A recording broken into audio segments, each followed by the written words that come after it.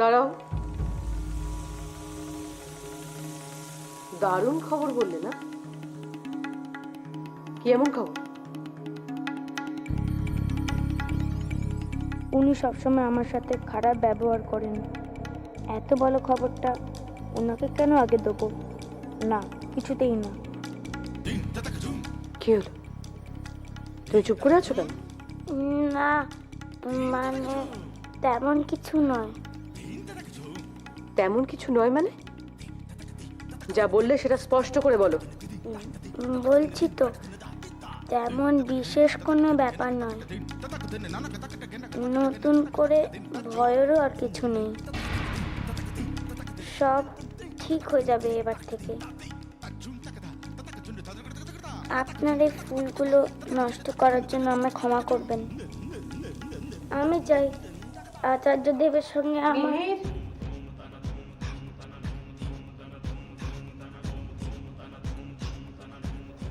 সব ঠিক হয়ে যাবে আর নতুন করে কিছু ঘটবে না। এর অর্থ কি? তুমি কি করে জানলে? হ্যাঁ, তুমি কি করে জানলে সব ঠিক হয়ে যাবে? আসলে রাজকুমারী, হ্যাঁ, না কিছু নয়। আমার মনে হলো যে এরপর থেকে নতুন করে আর কোনো বিপদ হবে না। মিহির হয়তো আমার কাছে কিছু লুকাচ্ছে, কারণ ও খনার ব্যাপারে কিছু বলতে গিয়েও বললো না। কিন্তু কি কি লুকাচ্ছে ও?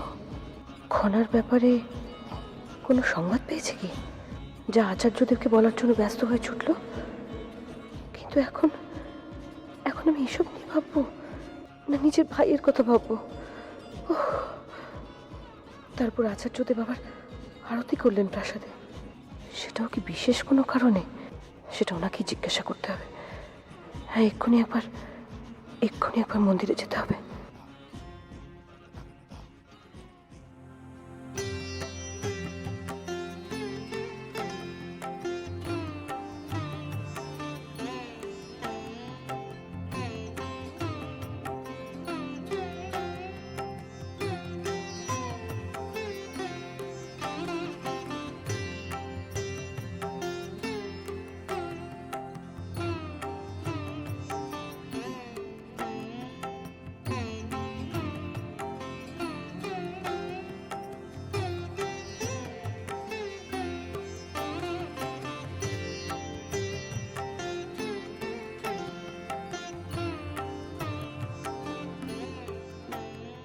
কি হলো মিহির?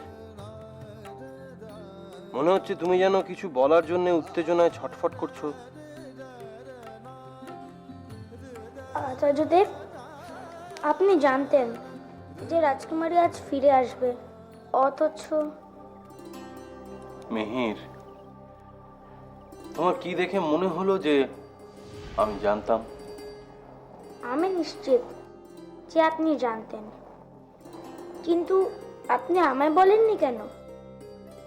আমি ভাবতাম এ প্রাসাদে আপনি অন্তত আমার উপরে ভরসা রাখেন। মিহির, মিহির, তুমি আমার অত্যন্ত প্রিয় ছাত্র, তোমার উপর আমি ভরসা রাখবো না? তাহলে আমায় বলেননি কেন? যদিও আমি জানতে পেরেছি যে রাজকুমারী ফিরে আসবে। আচ্ছা মিহির, তোমার মনে আছে আমি তোমাকে বলেছিলাম যে সবকিছু যুক্তি দিয়ে বিশ্লেষণ করতে? হ্যাঁ আচার্যদেব, যুক্তি দিয়ে বিশ্লেষণ করেই তো জানতে পারলাম। তাই? তা কি দেখে বিশ্লেষণ করে তুমি বুঝতে পারলে যে খনা ফিরে আসতে চলেছে? যদি এই মুহূর্তে খনা তোমাদের দিকে তাকিয়ে থাকে, ওকে বলে দিও, তোমরা ওকে বলো না যত তাড়াতাড়ি হোক ও যেন প্রাসাদে ফিরে আসে। আমার তো আর এক মুহূর্ত ভালো লাগছে না।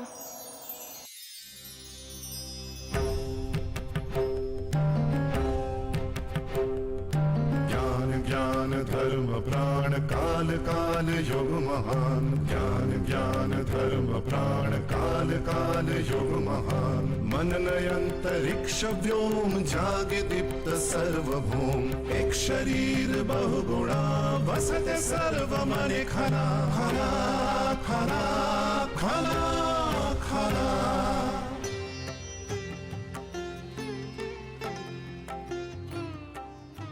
হে ঈশ্বর, এই দুই শিশুর আত্মার মধ্যে তুমি এক অভূতপূর্ব সম্পর্ক তৈরি করেছো। জানি না ভবিষ্যতে এই দুই আত্মা এক হয়ে উঠতে পারবে কিনা। এই ঘটনা দেখেই আমি নিশ্চিত হলাম যে রাজকুমারী ফিরে আসছে। আচার্যদেব বলুন, আমি ঠিক বলছি না? মিহির, এই প্রসঙ্গে একটা কথা খুব গুরুত্বপূর্ণ। তুমি আমাকে যা যা বললে অন্য কাউকে কিচ্ছু বলবে না, মনে থাকবে মিহির? কেন? হয়তো তোমার কথা সবাই বিশ্বাস করবে না মিহির, তাই খনা ফিরে না আসা পর্যন্ত কাউকে কিচ্ছু বলবে না। হয়তো তুমি জানো যে চারিদিকে খনার অনেক শত্রু। তারা যদি কোনোভাবে জানতে পারে যে খনা ফিরছে, তাহলে বিপদ বাড়তে পারে, তাই না?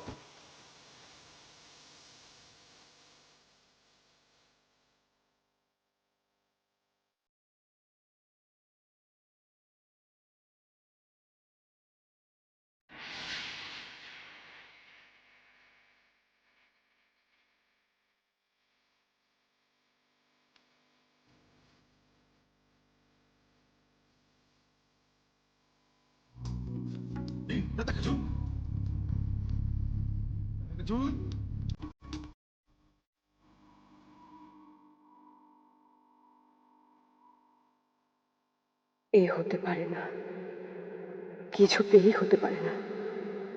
আমার ভাই যদি ফিরে না আসে, তাহলে খনা কিছুতেই ফিরে আসতে পারে না।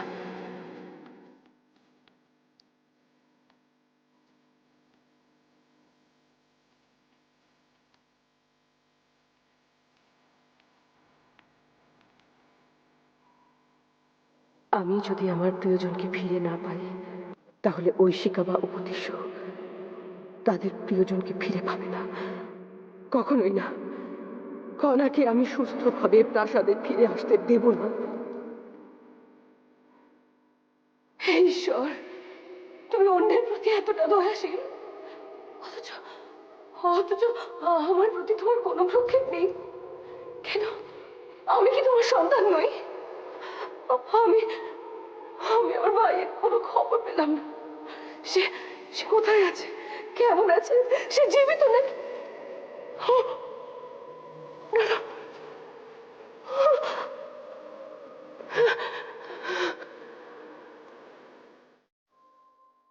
চারিদিকে এত ধ্বংস, মৃত্যুর পর এখানে একটু প্রাণের চিহ্ন দেখা গেছে, তাই না রাজকুমার?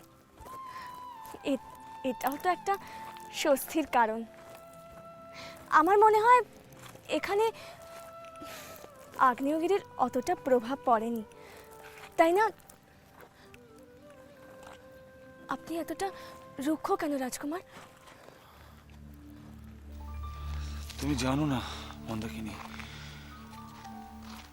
আমাদের রাজধানী অনুরাধাপুরম কত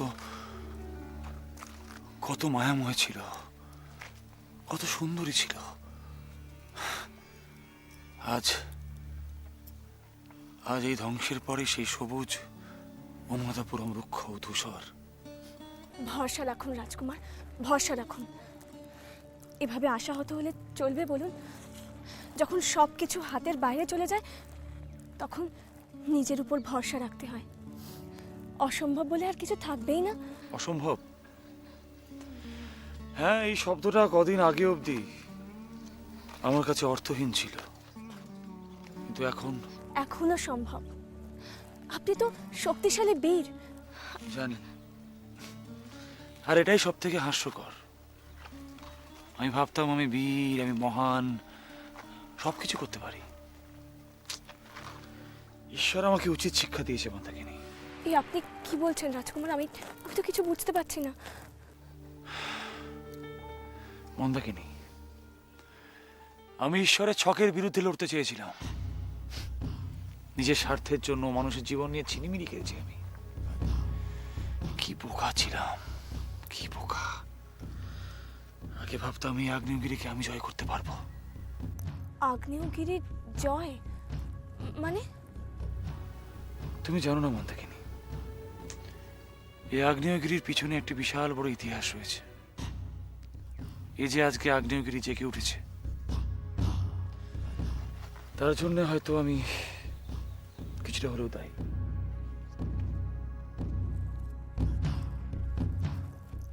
আপনি কি বলছেন? আমি তো কিছুই বুঝতে পারছি না। তাহলে গল্পটা শোনো।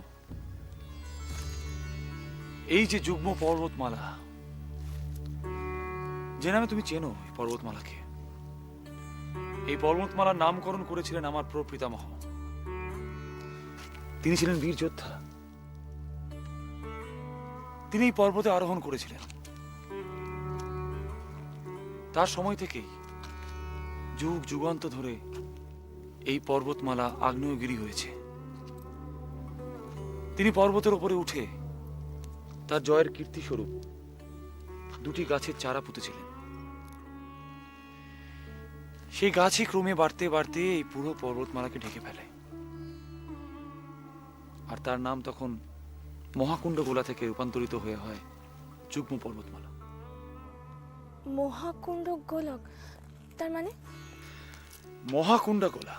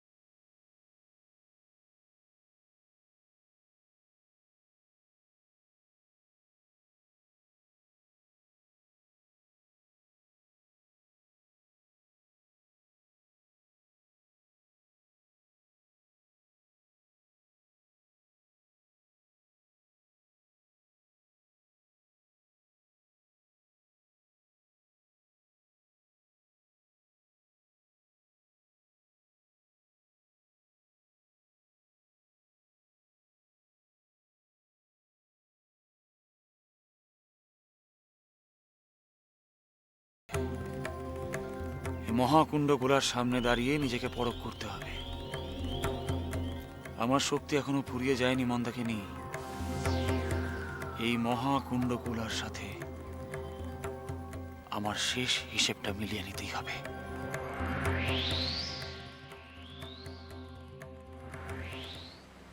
মাসুমা, মাসুমা, সব শেষ। সমস্ত পরিকল্পনা ব্যর্থ। এবার আমরা ধ্বংস হয়ে যাব। কি হয়েছে? কি আবার জিজ্ঞেস করছেন কি হয়েছে? জিজ্ঞেস করছেন কি হয়েছে? আপনি আগে থেকে সব জানতেন। আপনি এতদিন আমাকে বোকা বানিয়ে রেখেছিলেন। কি যাতা কথা বলছো ত্রিজটা? আমি তোমায় বোকা বানিয়েছিলাম? ঠিক বলছি। আর আমিও বোকার মতো আপনার সমস্ত পরিকল্পনায় সায় দিয়ে এসেছি। কিন্তু কিন্তু সমস্ত পরিকল্পনা ব্যর্থ। আর কোনো উপায় নেই। এবার যে কি হবে? ত্রিজটা, শান্ত হও। এত উত্তেজনার কি আছে? কি হয়েছে আমাকে বলো। আবার কি হবে?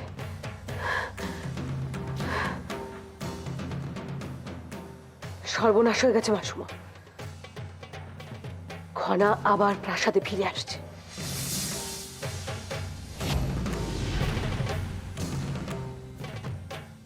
মানে মানে বুঝতে পারলেন না? মানে খনা আবার ফিরে আসছে তার বাবা মার কোলে। মানে আমি আবার ব্যর্থ হতে চলেছি। আর এবার তো আমি আমার ভাইকেও। ত্রিজটা, এত অস্থির হয় না তো তুমি। খনা এ প্রাসাদে আসছে তুমি কার কাছ থেকে জানতে পারলে? মানে তোমাকে কে বললো? মিহির, ওই মিহিরের মুখ থেকে শুনলাম। মিহির মানে রাজপুরোহিত মশাইয়ের ছেলে? হ্যাঁ, আমাকে যেন কিছু লুকোতে চাইছিল বলে আমার সন্দেহ হলো, তাই আমি ওকে পিছু করলাম। শুনলাম মন্দিরে আচার্যদেব কেউ বলছে খনা আবার এই প্রাসাদে ফিরে আসছে। এই কথা আমি ভাবলাম কি না কি। মাসুমা, খনার ব্যাপারে মিহিরের কথা কিন্তু ফেলে দেওয়ার মতো নয়। আর আচার্যদেবও মিহিরের কথায় সায় দিয়েছেন। ত্রিজটা, মিহির একটা বাচ্চা ছেলে, তার কথার এত গুরুত্ব দেওয়ার কি আছে বলো তো? আপনি বুঝতে পারছেন না, মিহির নাকি খনার ঘরে পদ্মফুল ফুটে উঠতে দেখেছে। হ্যাঁ, তাতে কি হয়েছে? আপনি পুরোটা জানেন না মাসুমা। এর আগেও খনা যখন তীরবিদ্ধ হয়েছিল,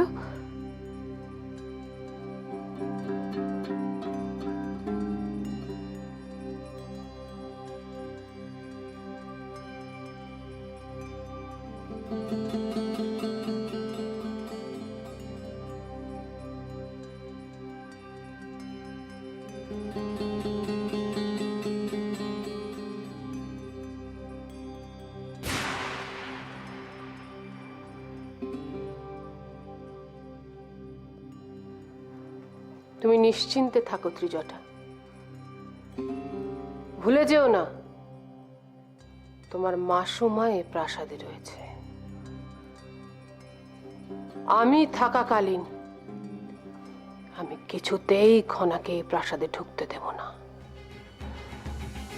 প্রয়োজনে খনাকে শেষ করে ফেলা হবে, ওকে আগ্নেয়গিরিতে ছুঁড়ে ফেলে দেব। খনার কোনো চিহ্নই থাকবে না। তুমি নিশ্চিন্তে থাকো ত্রিজটা, জয় তোমার নিশ্চিত।